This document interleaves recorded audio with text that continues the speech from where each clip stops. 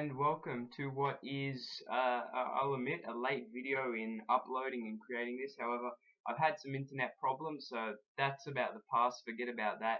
Let's get on to the week just happened, the 23rd week of the Barclays Premier League. Some cracking fixtures, fair few derbies, a lot of goals. Let's get straight into the first match, which was at Old Trafford, where the reinvigorated Manchester United, must be said, took down Cardiff City 2-0. Thanks to Robin van Persie and Ashley Young. Now, I say Robin van Persie, and he did return, and obviously made an immediate impact, because after 6 minutes, he was the goal scorer, and that put Manchester United ahead, allowed them to get a lot of confidence from the early goal, and really made sure that they dominated long parts of the match. It also helped that their newly signed player from Chelsea, Juan Mata, for £37 million, he made his debut and actually played quite well for them. It must be said that United did control a lot of the first half, and it was because of this that they went on to win the match. And really, Cardiff didn't pose United any threat. So defensive wise, Manchester United were in control and quite comfortable. And to be honest, Cardiff City, the showing that their players put on at Old Trafford today was quite disappointing from their perspective as well as mine. At Carrow Road, Norwich and Newcastle played it was an entertaining goalless draw. It was a stalemate, but really the game was overshadowed by Johan Cabaye and his transfer from Newcastle to Paris Saint-Germain, a big money move. I'll talk about that in another video. However, it really didn't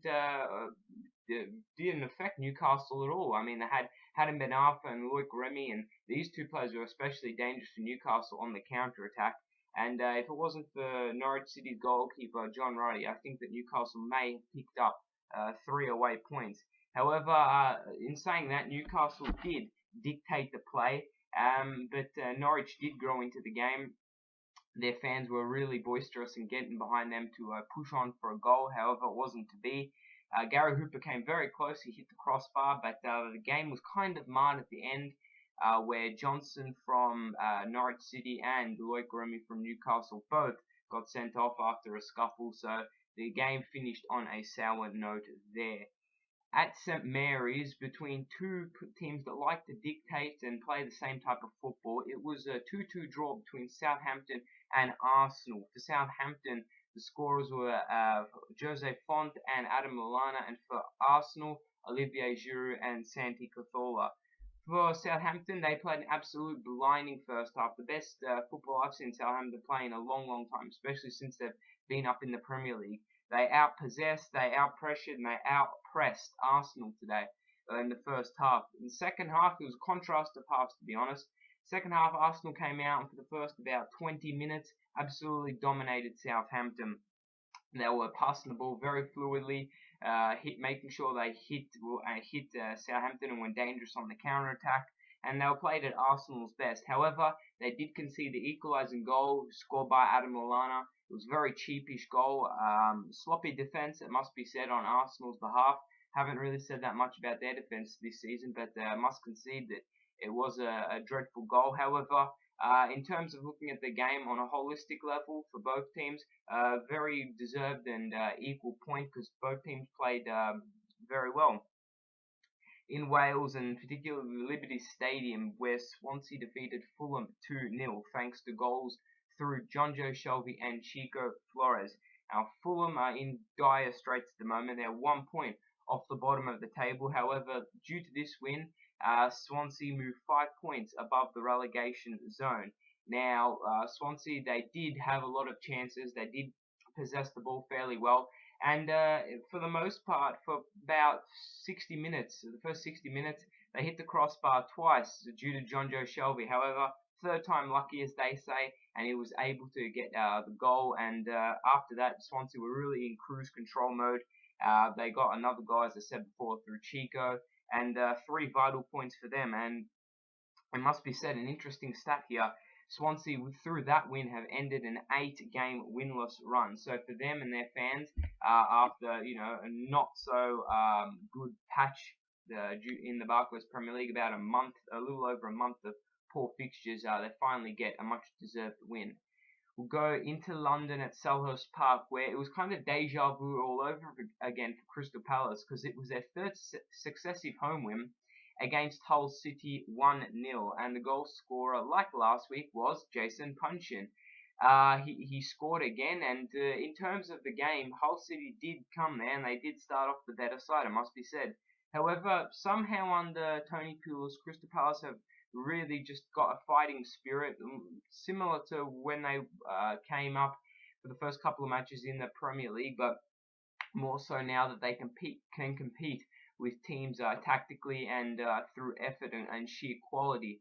However, the visitors, after going 1-0 down Hull City, they did try and press for an equaliser, but it wasn't to be. And to make matters worse, McGregor, the goalkeeper, I believe, got dismissed. So not a very good evening there for Hull City and Steve Bruce. Now at Anfield, it was the Merseyside derby. Well, it shouldn't be called the Merseyside derby, because after this game, it should just be called the one-sided derby, because it was a game that Liverpool controlled from start to finish, and it was Liverpool that won 4-0. The goal scorer was Steven Gerrard, obviously. Daniel Sturridge scored 2 goals, could have scored a hat-trick, but blazed the penalty over the top.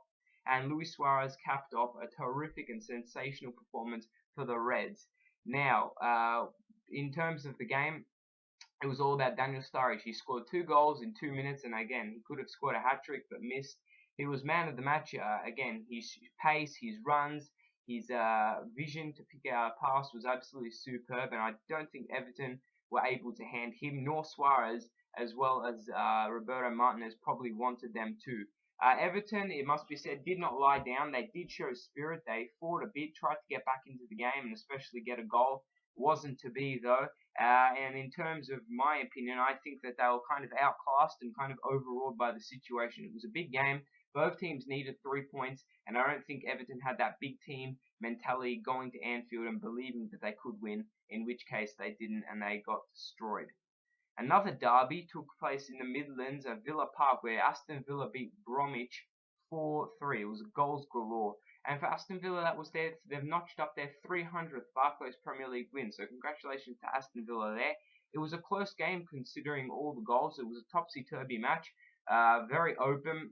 Both teams like to play on the counter-attack, so the midfields were kind of irrelevant in this game. It was very unpredictable. As you can see, Aston Villa went 2 goals down. So with their form of the past couple of months in this season especially, you'd think that they would have no chance of coming back, but they did. Paul Lambert really got his men up and about, and especially Christian Benteke, who managed to score the vital and equal and winning goal from the penalty spot.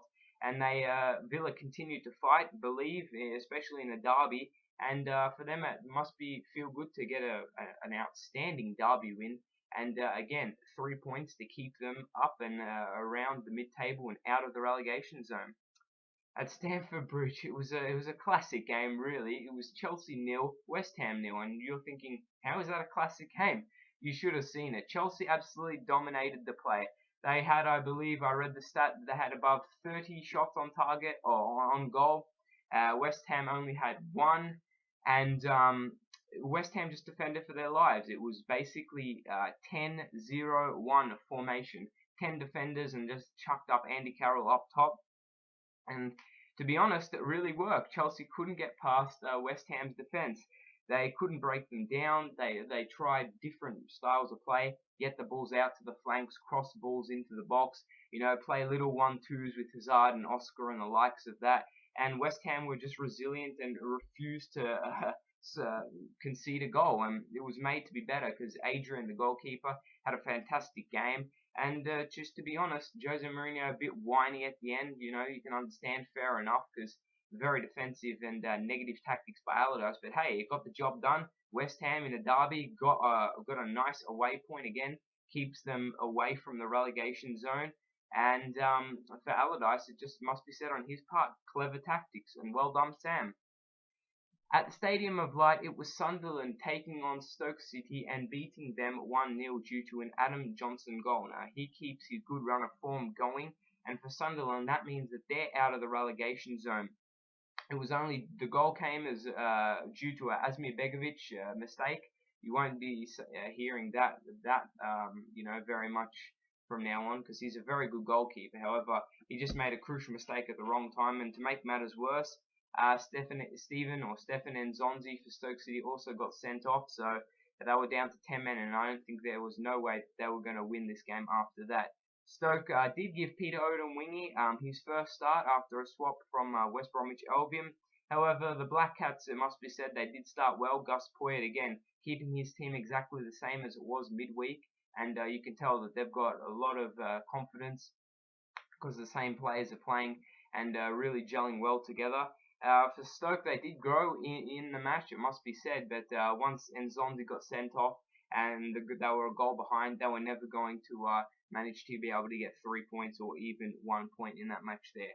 And the final game at White Hart Lane was an absolute slaughtering at the hands of Manchester City, who went there and defeated Tottenham 5-1. The goal scorers for Manchester City, it's the same list every week. Aguero, Torre from the penalty spot, Zeko, Jovetic, and Vincent Kompany round off the five. For Sergio Aguero, a little bit of a milestone for him. He scored his 50th goal in the Barclays Premier League, so congratulations to him. However, the only bad news for this match for Manchester City is that Aguero himself did get injured, and I'm not sure when he will be able to return or be match fit, so a bit of a negative on there.